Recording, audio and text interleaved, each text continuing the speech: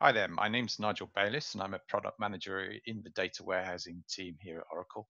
Traditionally, this is the home of many of the core database features concerned with supporting the optimizer and very large databases in general. Data loading is something that's certainly of critical importance in large environments, and it's something that I do see customers struggling with from time to time. So let's begin by looking at the use case. I do want to be very specific about this because there's so many options available to us for getting data into the Oracle database. So it's not viable to cover all of those in a short seminar, but my assumption is that you have high volumes of data arriving continuously and you want to get it into the database as quickly as possible so that it is available for queries almost immediately. In other words, it's not batch.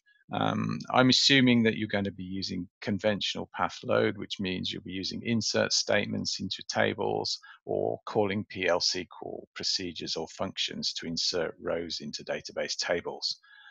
It's relevant for all clients. My background is in Java, C, C++, but it's also equally relevant to other languages such as Python, Ruby, PHP, and so on. It's also relevant to object relational mapping tools and ETL tools, simply because, of course, under the covers, they're going to be issuing these sorts of standard SQL statements.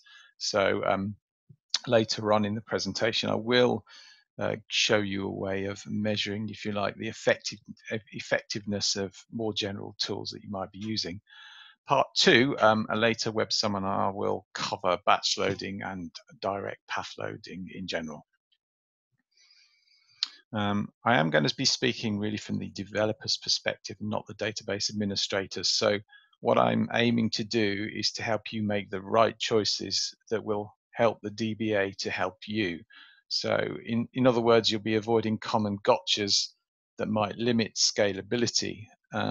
Essentially, what I'm trying to do is to shortcut the loop that sometimes happens where there is some development effort, it doesn't really work as well as expected against the database. And then the database administrator makes recommendations, and that means a change of code and maybe some redesign. So really what I'm aiming to do is to get things right first time to avoid that iterative loop. Um, Also, you're undoubtedly aware that there are many database tunables. So there's things in the database we can tune, network parameters, and so on. And I'm not going to cover them here because I'm assuming those are in the realm of the database administrator. So again, really to reiterate, the aim is for you to get your code optimal, and then those other sort of tuning things can be retrofitted later on without you having to modify code. And so what I'm presenting here is good practice, things to follow. Best practice is something that you derive that matches your specific circumstances. So my hope is that understanding will allow you to form your own best practice. Towards the end again, there's some Java code example. I show you where you can download that and you can try these things out for yourself. But there's a little bit of Python as well. But as I say, all the principles apply to all these client languages.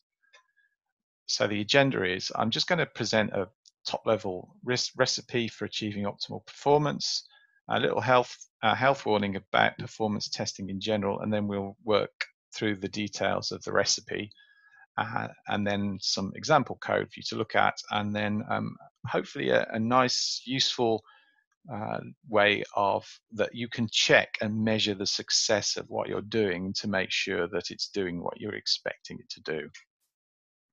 So the recipe for achieving optimum performance is for a given number of rows that you insert into the database, you are aiming to reduce the number of database connections you're making and breaking. So in other words, how many times you connect and disconnect from the database.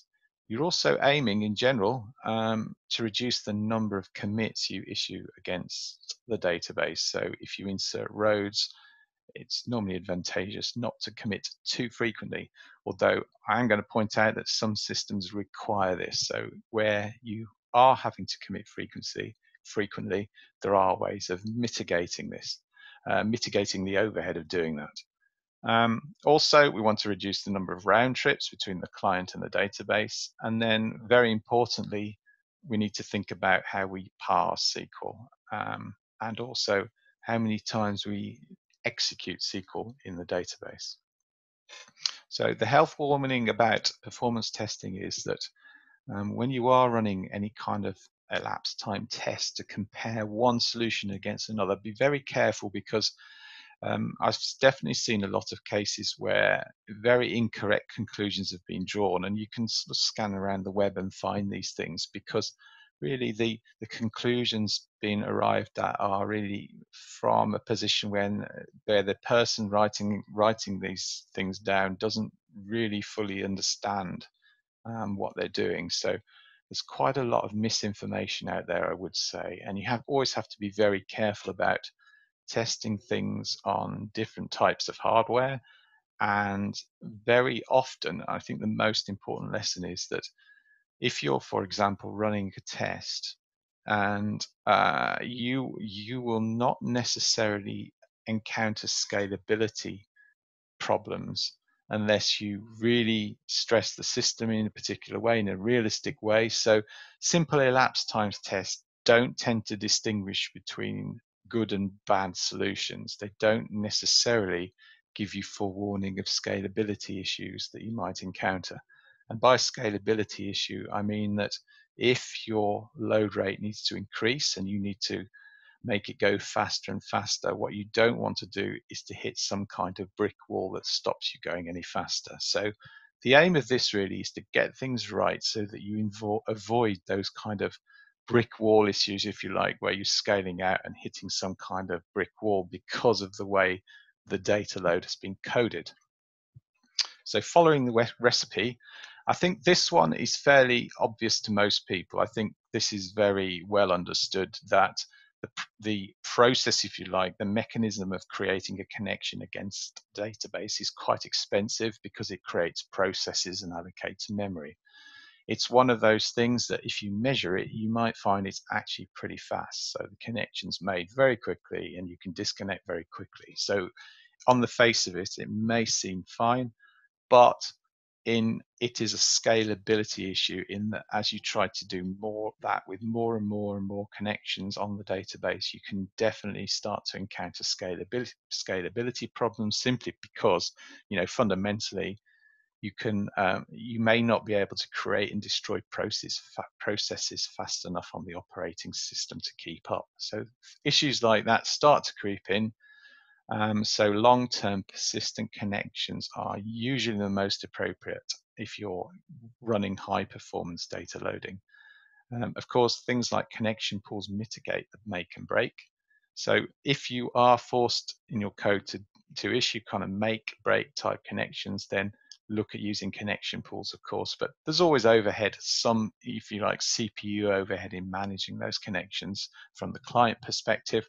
So it's not as ideal, but it's certainly a good way to mitigate that kind of mechanism if you're using it. Transactions is an interesting one, because when you're writing data into an Oracle database using the conventional path that I discussed earlier, Oracle actually writes the changes into memory. So if you like, the things that are being written are written asynchronously to storage with respect to the client. So in other words, as you write data into the database, that is being written into memory very quickly. And then asynchronously, those changes are being written to disk. So it's very efficient and very fast. One thing you must be aware of, that when you commit a transaction, the clients must wait for that transaction entry to be written to storage. So that is one thing that you do have to wait for. And the Oracle database does mitigate this so that it will merge together multiple redo writes for multiple connections to the database. So it will scale out these commits and perform multiple commits at once, and then notifies the clients all waiting on that data to be written to disk. But it is something you need to be aware of because it can affect scalability. So in order to deal with transactions, it's usually, well, it's always a good idea to see if you can reduce the frequency of commits. So in other words, you insert lots of rows in general, and then you commit. Um, do make sure that you're not unintentionally using auto commit. So in other words, you might issue a SQL statement, and if auto commit is set as a property of the connection, it might physically issue commit for every single thing you do. So that, of course, will have the side effect of potentially giving you a very high transaction rate. So you're committing very frequently. Some implementations will have a requirement that every row is inserted and committed, but always question that requirement and understand why it's there. So some solutions will require that, and that will, of course, you have no choice there, but other than to have a very high transaction rate potentially. But you can mitigate this by scaling out or using multiple client connections, each performing inserts and each committing. Because again, as I mentioned, the Oracle database can merge those transaction commits from multiple connections. I've highlighted scale out there in bold because that's something I'm just going to come back to in a little while, and what that really means. Client and database round trips. You're going to have some latency between your client code and the database. So for example, there may be a network there, so you encounter some latency. Or in fact, if the Java and the database are running on the same machine, you've got some inter-process communication latency potentially.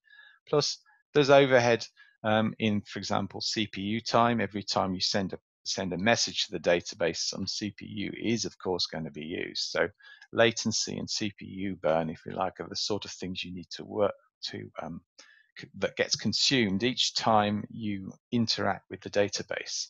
So how do you deal with that? Well, one very simple technique is to insert multiple rows for each SQL execute. So that generally means that you're using code constructs such as execute batch or execute many. So these are often available as API calls in a particular language you're using. In PHP, for example, there's a slightly different recommendation currently where you call PL SQL blocks and you pass those PL SQL blocks arrays of rows, for example. So the PL SQL then receives a batch of data which it then inserts into the tables. And then sort of in some ways, set auto commit is one of those things that I always concern me a little bit because it can be on by accident, so to speak, in that it isn't explicitly turned off. But it is very useful if a batch of rows must be committed. So if in your implementation you do need to commit every single batch that you send to the database, auto commit becomes very useful because you send the rows to the database, and when they receive, they get committed implicitly, if you like. So there's no requirement then for the second round trip to go to the database to tell it to commit that transaction. Again, you can mitigate this by scaling out. So again, if you scale out using multiple Java, in this case, Java processes and threads, all inserting data, you can mitigate the effect of this latency. So you can start to push data in at higher and higher rates. So again, I'll return to scale out in a moment. SQL parsing. Whenever you execute a SQL statement, it must be parsed before it's executed. Typically, you've got things like prepare statement or Python prepare. So it's normally called preparing code. So this is a parse of the SQL statement before it's executed. The Oracle database has a SQL cache. So what it does is it matches incoming SQL with SQL that it may have seen before. So if there's a request to parse a piece of SQL that's identical to some that was parsed before, and it finds a match in the cache, this is a relatively cheap process because it doesn't then need to reparse the SQL. It knows how to execute the SQL plan, and then it can go ahead and execute it. Hard parsing, on the other hand, is very expensive. So this is where a new or unique piece of SQL is presented to the database that hasn't been seen before. There's no match in the SQL cache. That limits scalability. This is an expensive operation and can start to become a contention point against the database. So if you're inserting into tables, for example, literal values rather than using parameters, each piece of SQL is unique. So each one, every time you execute it, it needs to perform a hard parse. This is a very expensive operation. Again, let me point out that if you test this on a database and you run a comparison of hard and soft parsing in just a simple test, you'll find that the times are hardly any different. So again, this is an instance where performance testing can really mislead.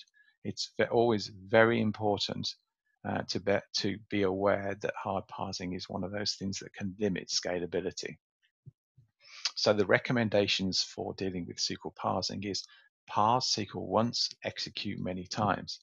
Now, this can sometimes be a bit awkward in the code to implement because you might be managing lots of variables and sort of holding on to them while you parsing all these statements once and then sort of executing them as needed. But a lot of programming languages have available to them a client-side statement cache, which takes care of that for you. So each time you prepare a statement behind the scenes, it may be holding that statement out for you already for reuse, and it will just reuse that SQL statement. So even though the code is parsing behind the scenes, it isn't issuing a new reparse against the database. So that's a really nice little technique to be able to use if it's available to you.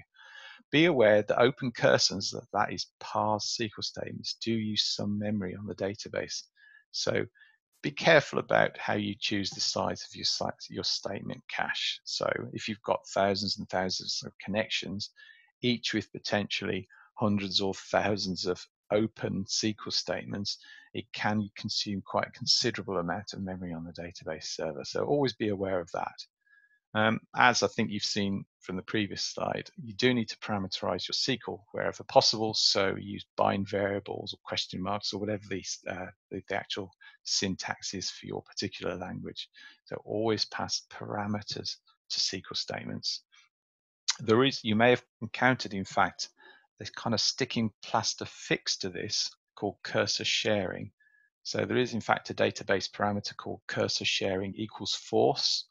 What this does, as you can see from the example right at the bottom, is it will take an insert statement, for example, with the literals and convert it to bind variables. So it will convert that sort of literal version into a reusable SQL statement. So the insert into table values 1, 2, 3 is going to be reused. It's held in the SQL cache. So whenever the literal version is passed to the database, it actually gets converted into the parameterized version.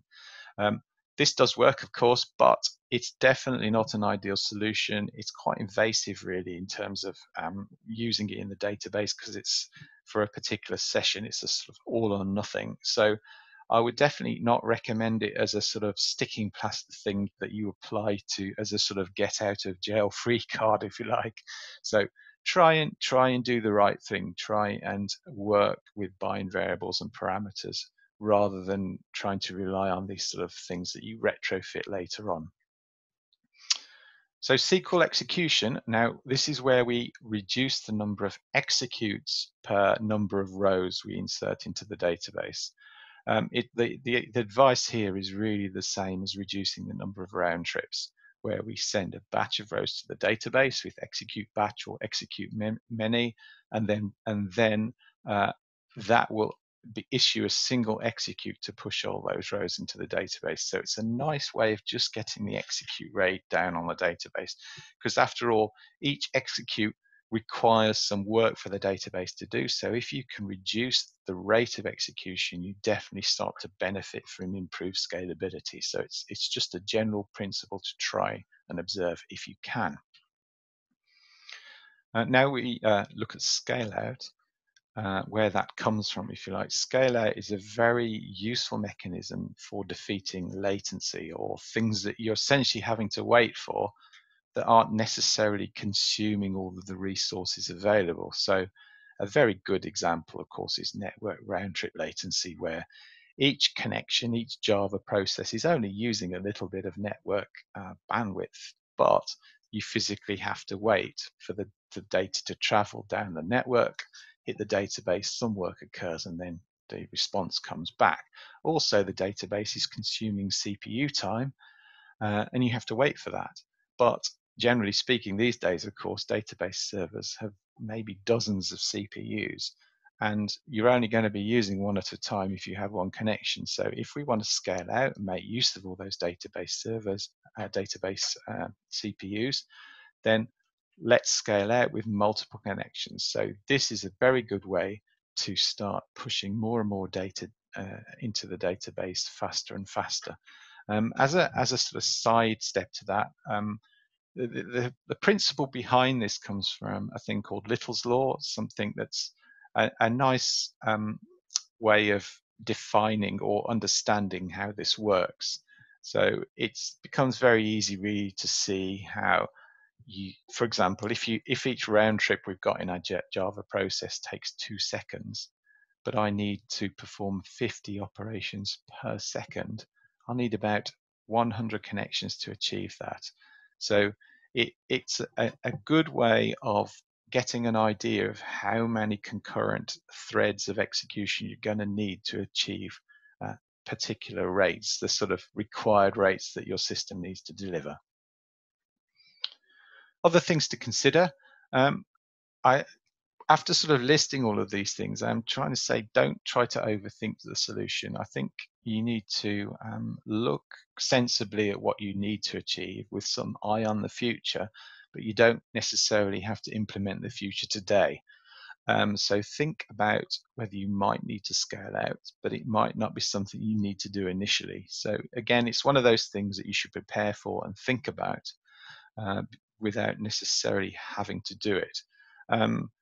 I would say that the sort of recommendations that I'm laying out so far are pretty much in the category of there's very little reason to do them. They're the things that really you should just do, and they will always give you benefits. They will always. It's very difficult actually to see where a lot of these recommendations will be bad for you, and where they will in fact cost you more, even in terms of development time. They tend to make things easier all around. Just as a sort of, I am straying a little bit into DBA territory here, but just bear in mind that if you're inserting into tables without indexes at all, it's much faster than tables that have indexes because indexes need maintenance when you push rows into tables. So if you do have any say in the design of data loading, always bear that in mind, that indexes cost resource to maintain, and tables with more indexes have a higher overhead. So they will affect the rate at which you can load data into a table.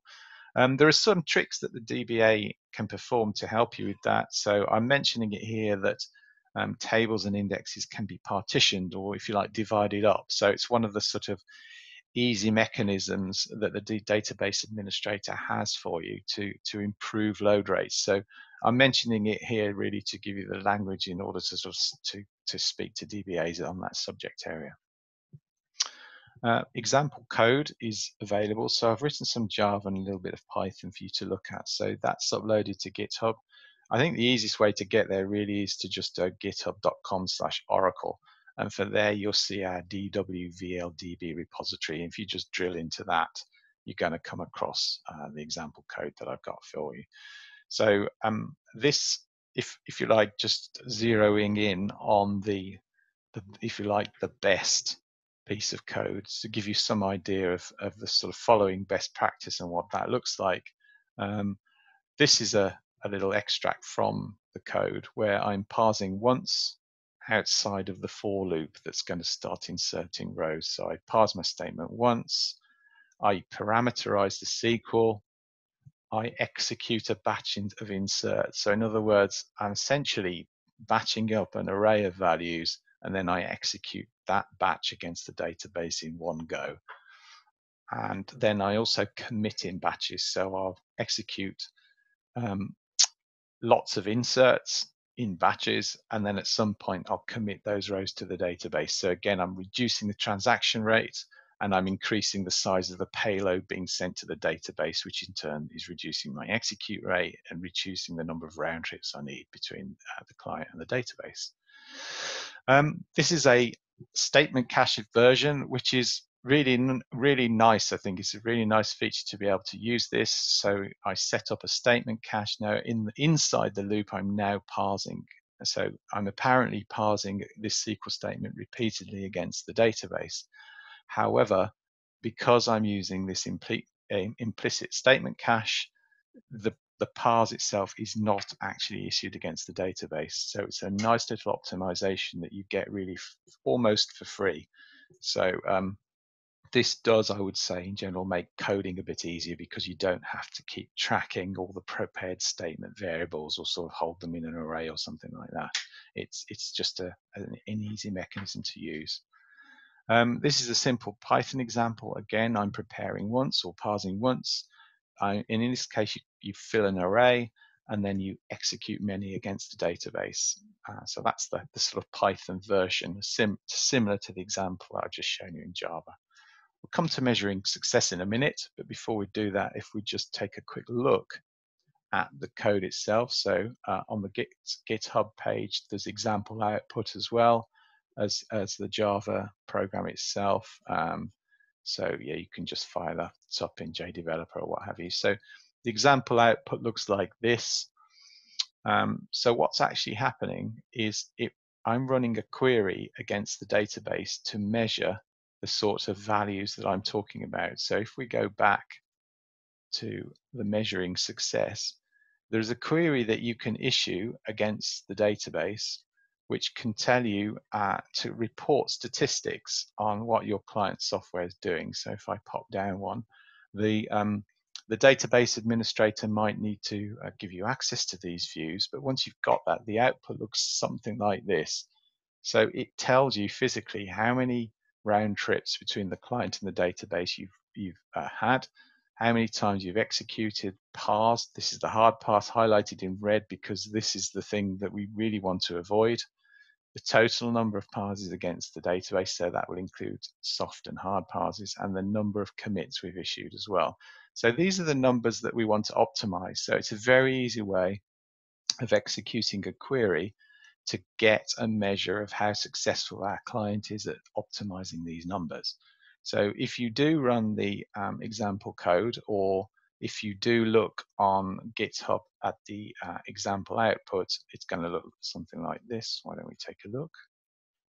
Okay. And how it works is it issues the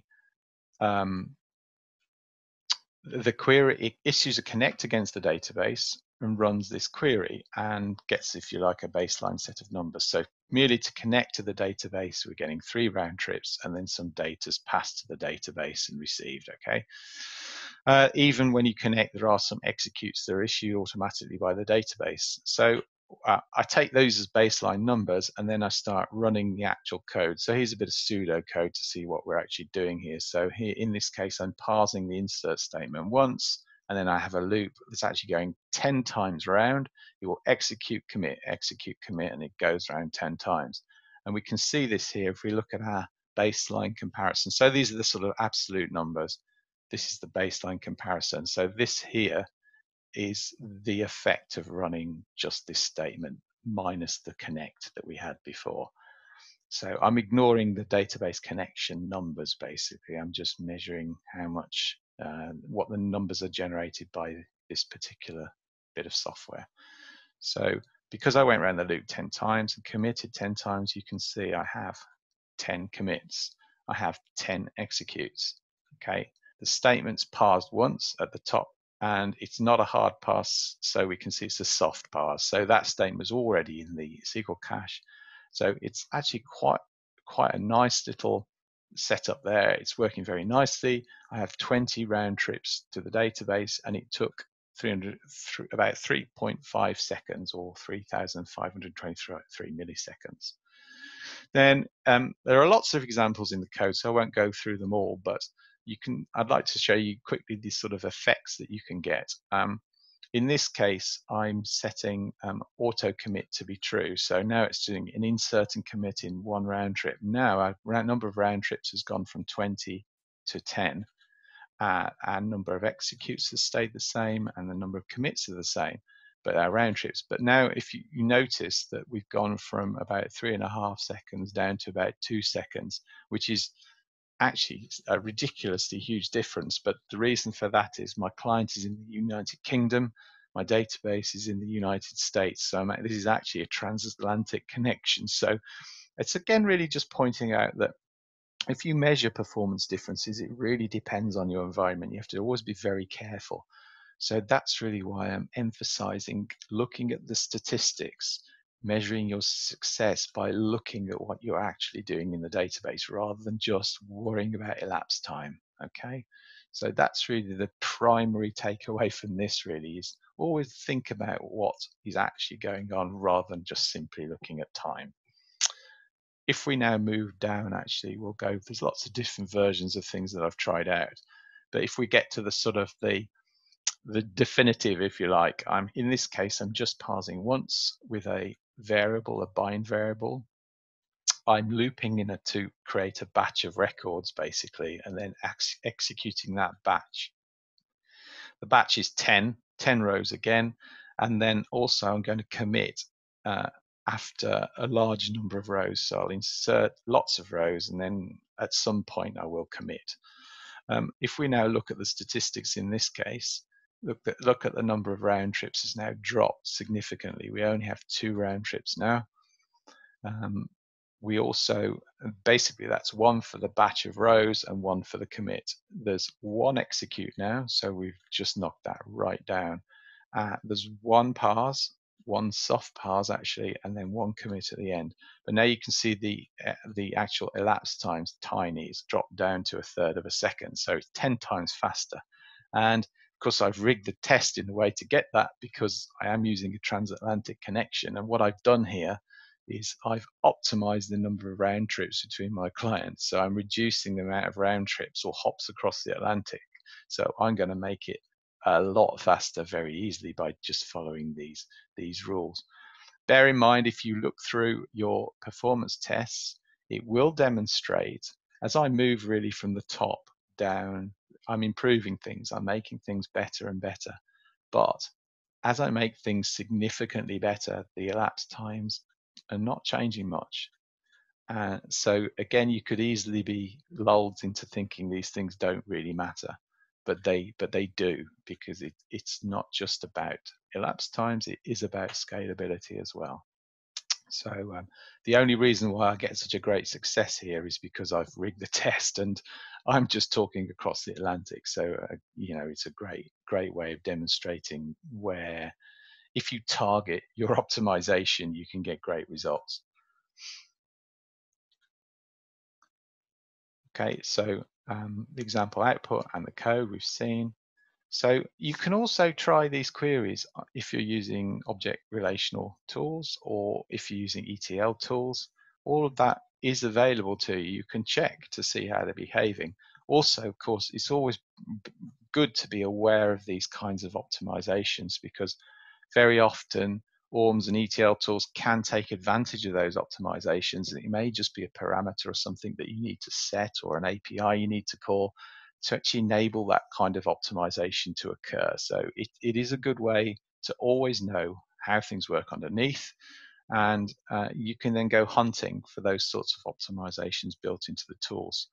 There's also a view called GV$sysstat, which rather than my stat, GV will give you the overall system-wide statistics. So you can, if you like, look across the database as a whole and see how it's performing.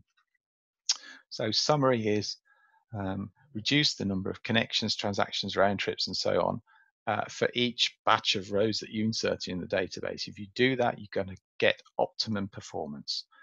Always remember, it's scalability here that we're trying to aim at. It's not just about elapsed time of simple tests.